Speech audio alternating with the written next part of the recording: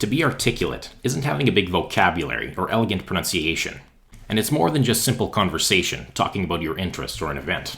Having proper articulation is an ability, and it's the most powerful ability you can develop. So what is articulation, and what does it mean to be properly articulate? Well, basically, it's being able to verbally express your thoughts in fluent and coherent terms. It starts with taking your thought process and organizing it, then preparing those thoughts and building them into a constructed idea, then taking that idea and transforming it into language, representing those carefully prepared thoughts with the correct words in order for other people to understand what you think. It's about communicating your ideas effectively with your speech. It's about saying something that needs to be said and having there be no confusion as to what was meant. So why would this be such a powerful element of a person's life? Because the purpose behind articulation is all about communication. And one of the reasons this is so powerful is because communication plays a role in our lives to the extent that we involve ourselves with other people. And other people are a big part of what make up our lives. Let's say, for example, that you are the only person in the world. Then your ability to speak would become obsolete. You would never need to explain yourself. There wouldn't be anyone to disagree with your actions or choices. It would never be necessary to ask questions, and there would be nobody to refer to for problems that need to be solved or decisions that need to be made. But you're far from being the only person there is, and thank God for that. It's a good thing.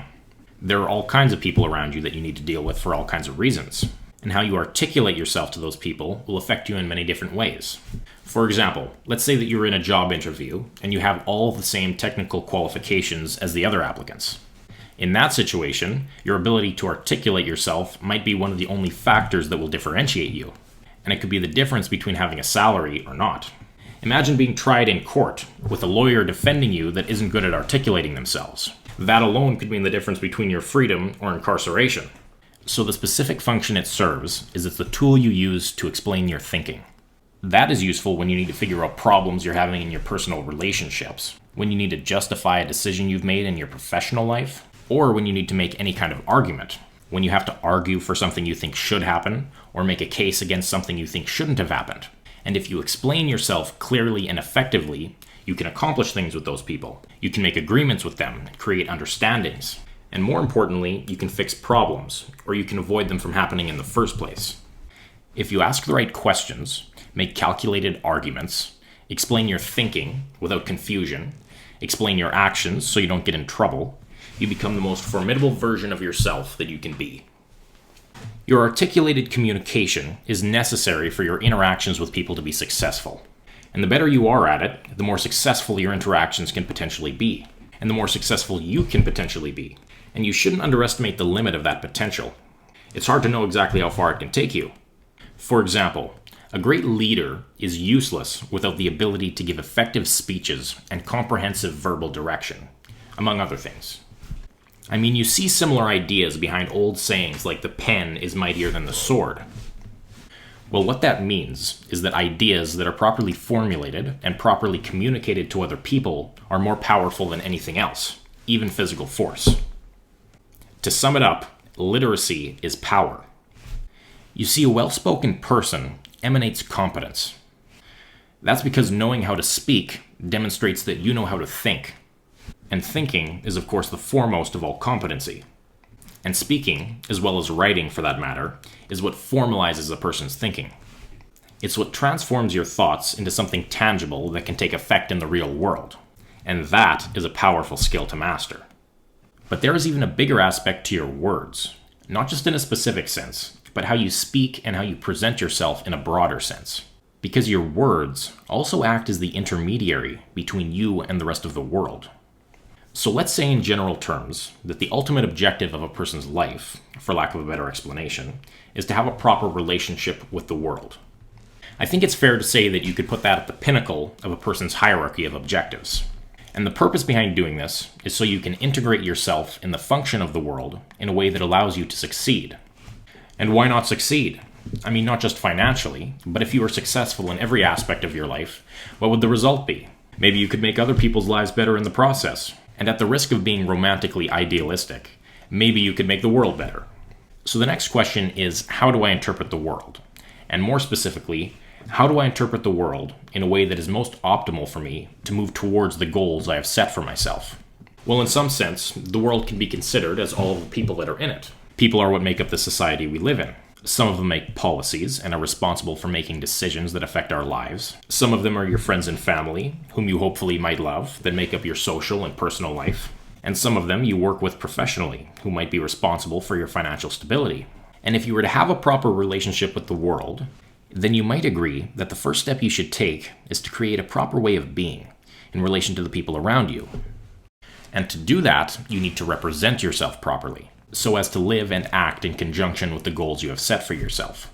This is one of the areas where your speech comes into full effect, because your words are exactly the tool you use to accomplish this.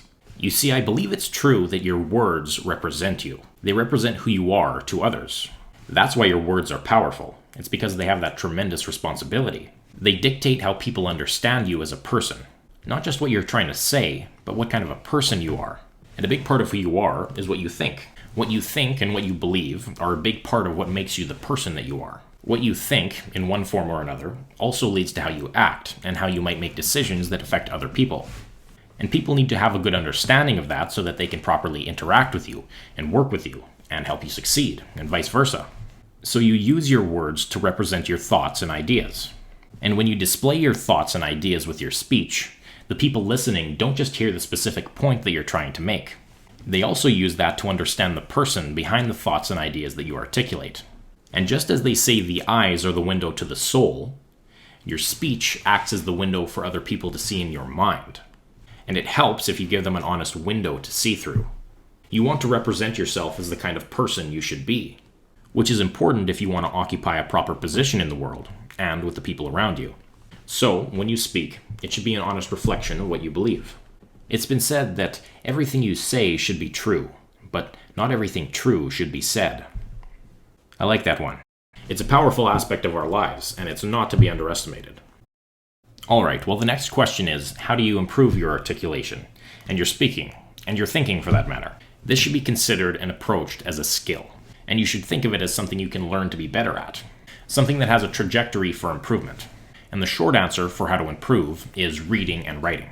Reading is great. Of course, it will introduce you to new ideas and information that you didn't know before, but it can also help you get a good understanding of the kind of structure you might want to use in your language. It can expand your vocabulary and add tools to your toolkit for when you need to explain something. And writing is at least just as important. You can consider your writing as formalized thinking. When you write your thinking down into words, it gives you the chance to look at something physical, so you can analyze your thoughts as they're laid out in front of you. And when you do that, it forces you to get everything organized, or else it won't make sense. This will help you straighten out your ideas, so when you're talking, you come across how you want to be understood. Get a friend that you're comfortable with and start an argument with them. Write up an essay about something that you're interested in, and make a YouTube video about it, why not? I will conclude on this final note. Words are the medium of exchange in the economy of ideas. So whatever you do, don't devalue them. Choose them wisely and speak them carefully. Thank you.